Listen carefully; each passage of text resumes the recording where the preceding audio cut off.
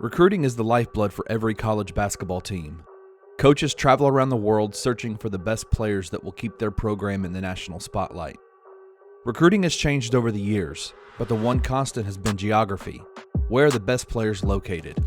When you think of high-level D1 recruits, instantly cities like Chicago, New York, and Los Angeles come to mind.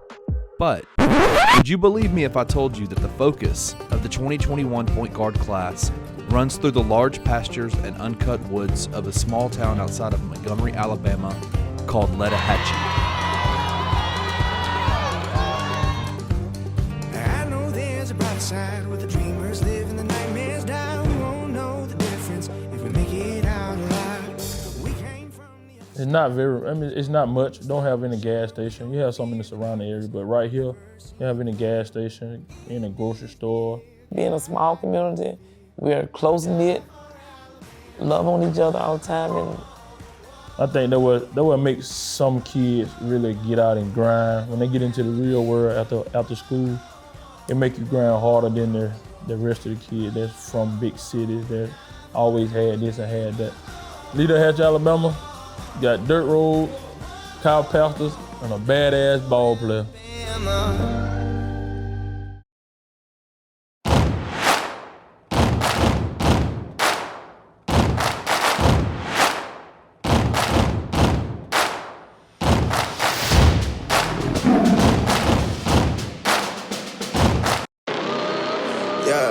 My name is Jaleel and JD Davison. I go to Calhoun School. let me know. You want beef, then have a call. Looks like bling blow, ayy. Yeah, you can't hold me down. Yeah, how you let me know? You want beef, then have a call. Looks like bling blow, ayy. Gonna. It's like living in Letohatchee, like living like in the ghetto, like growing up in the country or something like that. You had nothing to do, you just nothing but going to school and playing basketball mostly. Like no one's coming here unless you know or you're trying to like really be a part of it.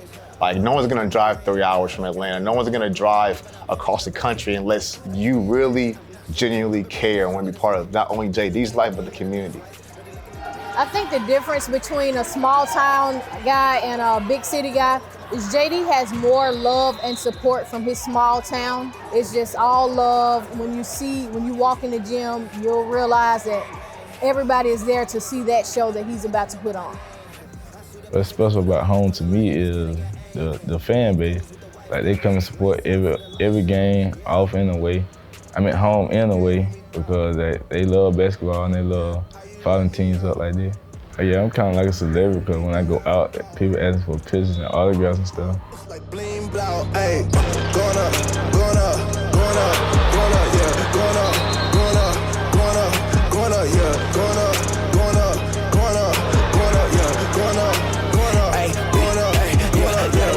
Used to know, CEO, I'm the code. Meaning I'm running game. That's a lab like I'm sprinting pro. the most proud of JD is that he's so humble. He's a very humble person. He always been humble. Before all this happened in his life, he always been a humble child. All right, well, I think that JD has a very laid-back personality. He's very humble as well, very great upbringing. He doesn't say much. JD is comfortable with who he's comfortable with. My dad always been a hard worker, always. So I think that rubbed off on him a lot. And it rubbed off on me. So my job is to make sure he's continue to work hard, make sure he keep going, train like a pro. He is fun, likes to have fun, likes to dance, joke around, but with his teammates. Obviously, when there's a lot of tension on him, he shies away from it. However, one thing about JD is his game, once he steps on the court though, you can see that Mamba personality. On the court, JD is humble as they come. I mean, the crowd doesn't faze him, the hype doesn't faze him. He blocks it all out. And he's a sponge. He soaks up everything that we have to teach, and then he just does it over and over again until it comes natural to him.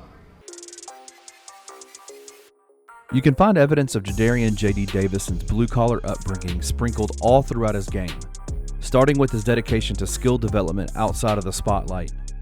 To go along with his ever-expanding arsenal of skills, Davison's foundation is found in his elite-level athleticism. A supremely gifted leaper off of 1 and 2 feet, Davison has the special ability to finish above the rim and through contact. On top of his seemingly gravity-defying jumping ability, Davison's quick-twitch first step, highly refined body control, and capacity to maintain a tight handle in close spaces and through traffic allow him to consistently blow by defenders. Many of his signature highlight reel plays start with his speed in the open court. Davison can both initiate and finish the break on his own.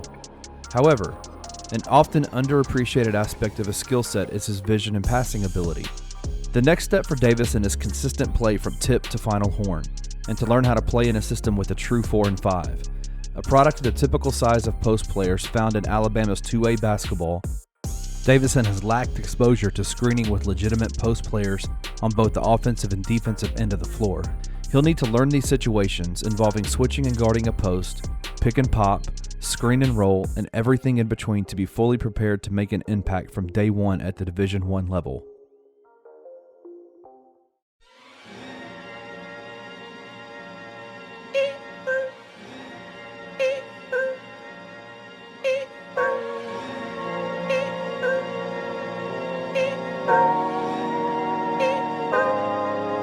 Pulling out the coupe at the lot, told him 12 swat, busting all the bells out the box. I just hit a lick with the box, had to put the stick in the box. Pour up the whole seal, I'ma get lazy. I got the mojo deals, we been trapping like the 80s. So, got the cash out, told them white one, no, say slack slack. I won't never sell my soul, and I can back that, and I really wanna know. On the court, I mean, all business. I just love the game of basketball, how you get to compete against everybody and run up and down the court and get the bucket. The biggest growth is probably he's becoming more of a leader.